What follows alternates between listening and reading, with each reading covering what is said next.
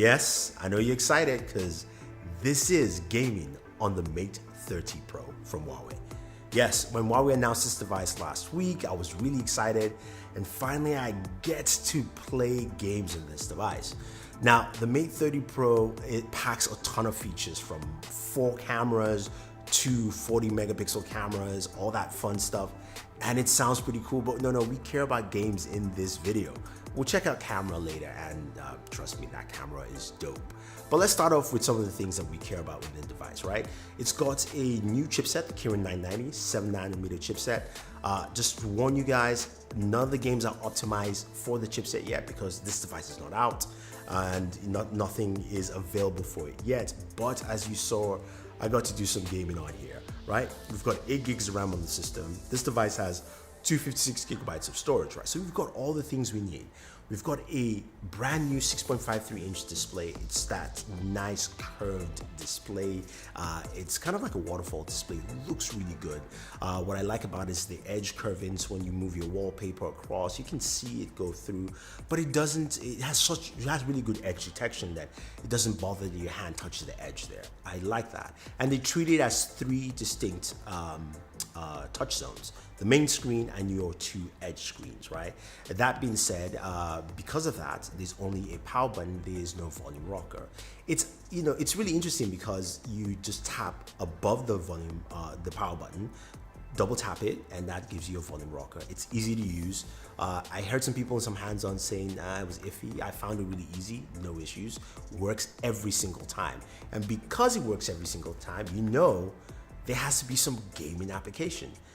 That area, those touch areas on the sides, can be mapped to your trigger buttons. Yes, if you watch closely, as I was gaming earlier, I was tapping on the top of the screens as my trigger buttons, which is great, which means you can map that as an L and an R, and all you have to do is when you power up your game center is on the corner. You can swipe that out and go ahead and map the buttons for whatever you want to do within the game of your choice. Now, this game center also allows you to keep the buttons visible, or you can make them disappear. You can, optimize for the game. You can optimize for, Ethernet. You can also do block calls, all that fun stuff that you expect in most game centers. But please definitely add FPS counter. It makes my life much easier. Anyway, we've got that. So of course, gaming is going to be something I'm going to spend some time with. So let's not waste any more time and get into some gaming. We're playing some Fortnite, which you can download off the Huawei App Store, and PUBG Mobile, which I installed an APK for.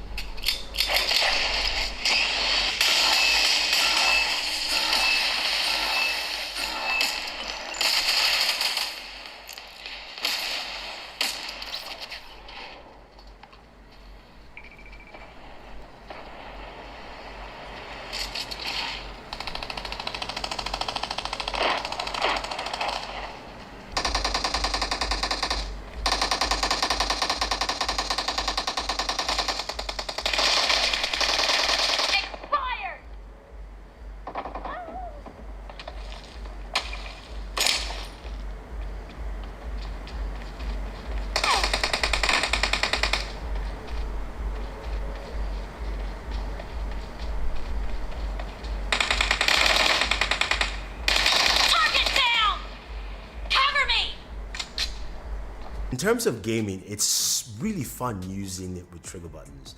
I really enjoyed that on the ROG phone too. So having this here on a flagship device that is not a touch sensitive area and is just part of the phone itself is a huge plus. I like it a lot, and I think a lot of people will like this too. It's such a really nice feature, and it rotates. If you rotate the phone, it really doesn't matter. It's it's like that instantaneous. So really nice, lovely display as well. Gaming performance was really good. PUBG handled really well. I had no issues whatsoever. I wasn't able to get extreme in terms of graphical performance. because again, this is not PUBG that you can download for the Mate 30 Pro. I just threw in an APK. Fortnite also ran well. There was 1 or 2 weird glitches, so I'm thinking again this might not be the most current version for this chipset, because this is the first Kirin 990 chipset, so I don't think there's anything available because there's no release date yet for this device.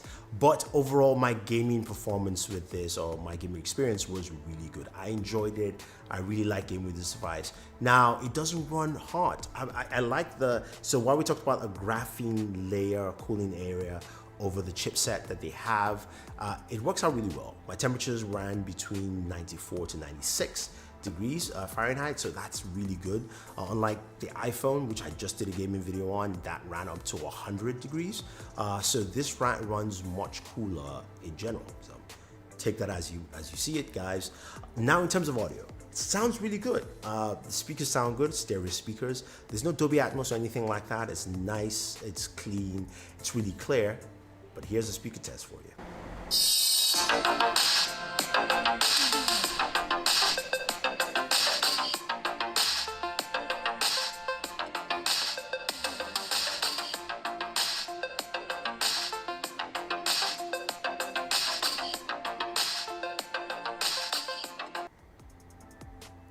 Now that's impressive.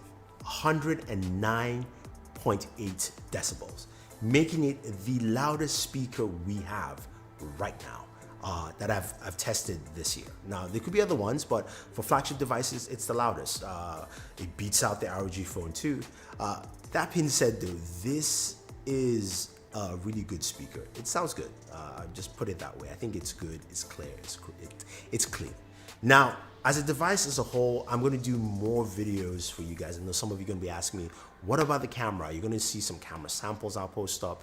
I'm doing a camera video coming up really soon against the iPhone, so definitely check that out. But gaming performance on this device is really, really good. I am quite impressed. You know, you've got the Kirin 990, you've got 8 gigs of RAM, you've got a 4500 milliamp battery, a massive battery in there, so that's actually pretty cool. A 40-watt charger comes with it. It's got reverse wireless charging. It's got so many features on there, and the new camera features are insane.